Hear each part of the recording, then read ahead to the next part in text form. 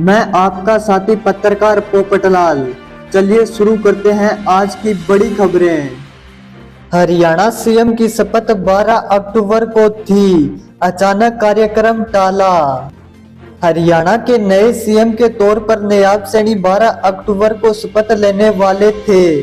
पंचकुला के parade ground में शपथ के लिए तैयारियां भी शुरू हो चुकी थी। भीड़ जुटाने के लिए सरकारी बसें तक मांग ली गई थी। हालांकि पीएम नरेंद्र मोदी के विदेश दौरे की वजह से इसे टाल दिया गया। अब शपथ ग्रहण 15 अक्टूबर तक कभी भी हो सकता है। शपथ से पहले चंडीगढ़ में बीजेपी विधायक दल की मीटिंग होगी। इस बैठक में 2 केंद्रीय पर्यवेक्षक शामिल होंगे। वहीं सैनी अभी दिल्ली में ही है। हरियाणा में हार से नाराज हुए राहुल गांधी। हरियाणा चुनाव में मिली हार के लिए कांग्रेस की समीक्षा मीटिंग बिना किसी नतीजे के खत्म हो गई। राष्ट्रीय अध्यक्ष मल्लिकार्जुन खड़गे के आवास में हुई इस मीटिंग में पूर्व सीएम भूपेंद्र हुड्डा, प्रदेश अध्यक्ष उदय भान को बुलाया गया था। मीटिंग में राहुल गांधी भी मौजूद रहे। हार को लेकर राहुल गांधी ने तीखी प्रतिक्रिया देते हुए कहा कि हरियाणा में नेताओं का इंटरेस्ट ऊपर रहा, इस कारण से पार्टी का इंटरेस्ट नीचे चला गया। खट्टर के संसदीय क्षेत्र की सभी विधानसभा सीटें बीजेपी जीती। हरियाणा विधानसभा चुनाव में सांसदों के लिहाज से देखा जाए तो सबसे अच्छा प्रदर्शन बीजेपी के केंद्रीय मंत्री पूर्व मुख्यमंत्री मनोहर लाल खट्टर का रहा। उनके करनाल संसदीय हलके के तहत सभी 9 सीटें बीजेपी ने जीती। दूसरे नंबर पर भिवानी महेंद्रगढ़ के बीजेपी सांसद चौधरी धर्मवीर रहे। उनके संसदीय हलके की 9 में से 8 सीटों पर पार्टी के विधायक बने।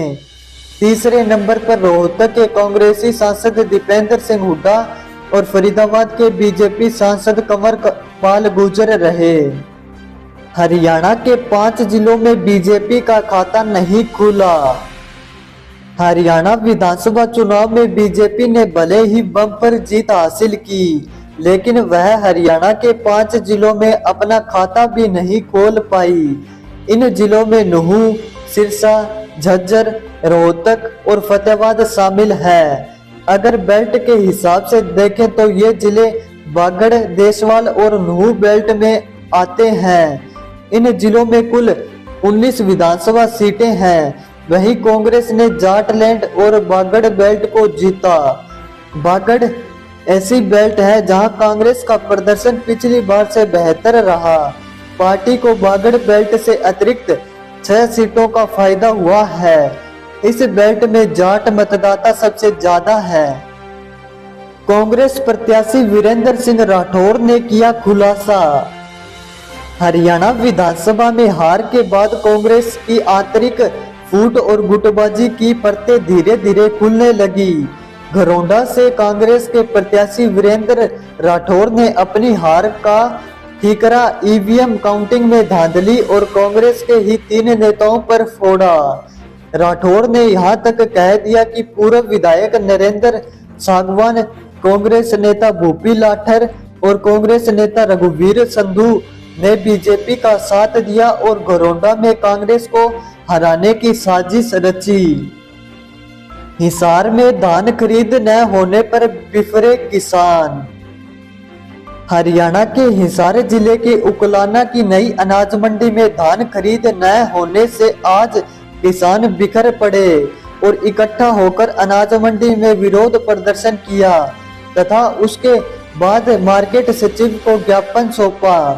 मियां सिंह बिटमड़ा ने कहा कि उकलाना अनाज मंडी में पिछले 10 से 15 दिनों से किसान अपनी धान की फसल एमएसपी पर बेचने के लिए पहुंचे हुए हैं, लेकिन यहां पर धान की खरीद नहीं की जा रही, जिस कारण अनाज मंडी धान की फसल से अट चुकी है। धान की खरीद न होने से उकलाना क्षेत्र के किसान पूरी तरह से परेशान हो चुके हैं। हरियाणा में बदमाशों ने महिला की छाती में मारी गोली। हरियाणा के कैथल में 35 वर्षीय महिला को गोली मार दी गई। बाइक पर सवार होकर 3 बदमाश आए जो महिला की छाती में गोली मारकर फरार हो गए। इसके बाद महिला को कैथल के सिविल अस्पताल में लाया गया। यहाँ उसका उपचार जारी है। यहाँ महिला ने पुलिस को दिया बयान में बताया कि उस पर उनके पति ने ही हमला करवाया। उसका पति के साथ जमीन को लेकर विवाद चल रहा था। अभी महिला की हालत गंभीर है। करनाल में हाईवे तक पहुंची ट्रैक्टर ट्रॉलियों की लाइन। करनाल की सभी अनाज मंडियों में धान खरीद व्यवस्था पटरी पर नहीं आ पा रही। धान की अनियमित खरीद के कारण किसान आंदोलन कर रहे हैं।